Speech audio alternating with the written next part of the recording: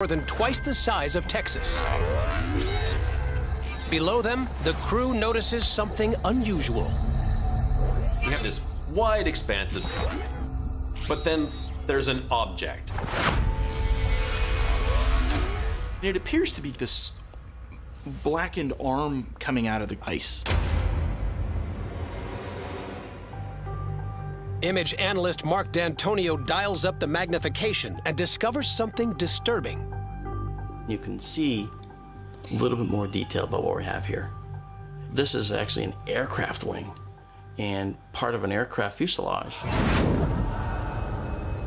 The idea of being in a plane crash is scary enough. But then imagining crashing in a place like this that's so desolate, so remote, that's got to be one of the most frightening things imaginable. But not as frightening as what the team spots in the snow next to the plane. These are big animal tracks. And in this part of Greenland, there's really only one thing that could make them: polar bears. Polar bears can consume over 300 pounds of meat in a single sitting. That's roughly 1.5 pilots. If you find yourself in this part of the world, especially if you are sick or injured, you are now part of the food chain, and not at the top. Aviation records reveal that there have been no large plane crashes in this area for decades. A search of World War II accidents yields a possible clue. There was a B-17 that was dispatched during World War II looking for a cargo plane that went missing. That B-17 crashed in this general area. Could this be it? Is this the plane that went down? On November 9th, 1942, a B-17 Flying Fortress takes off from one of the U.S. military's World War II air bases in Greenland to search for a cargo plane that crashed 4 days earlier. But the B-17 also crashes. The plane crashes, but it's a controlled crash, and the 9 crewmen survive. The military dispatches a seaplane which rescues 2 of the stranded crewmen before returning to pick up 1 more. And then, you're not going to believe what happens. That plane then crashes, and all 3 men on board are killed.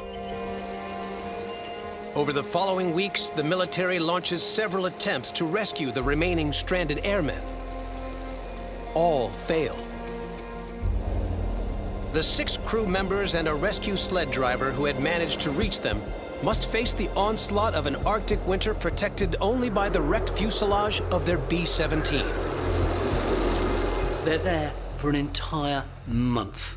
Now, what's it like being for a month on the Arctic? It's hell. It's minus 40 degrees. You are in a world of hurt. One of the crew members develops gangrene in both his feet, and they actually fall off inside his boots. Tormented by hunger, frostbite, and delirium, on January 4th, 1943, the team splits up.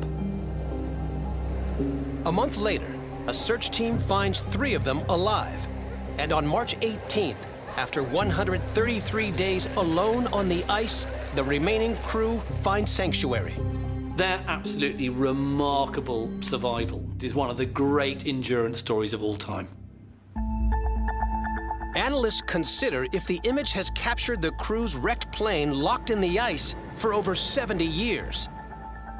Yet when D'Antonio carefully studies its wing, he casts doubt on this idea.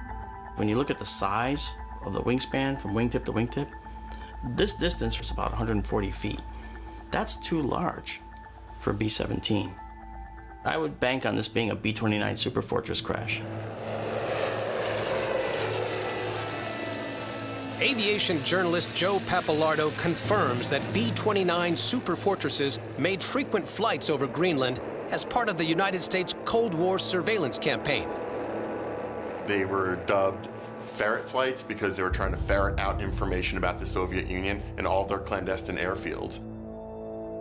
Pappalardo learns that in 1947, one of these superfortresses, called the Keybird, crashes near the site in the aerial image. This 11-man crew hits a very bad storm. The B-29 comes down, but everyone on board survives. The B-29 remains untouched for 47 years. In 1994, a team of engineers arrive at the crash site, determined to make her airworthy again and spend months fitting new engines, propellers, and wheels. Great idea, I suppose. I don't know that I'd want to spend 10 months in those conditions re-kitting engines on a B-29, but that's what they did.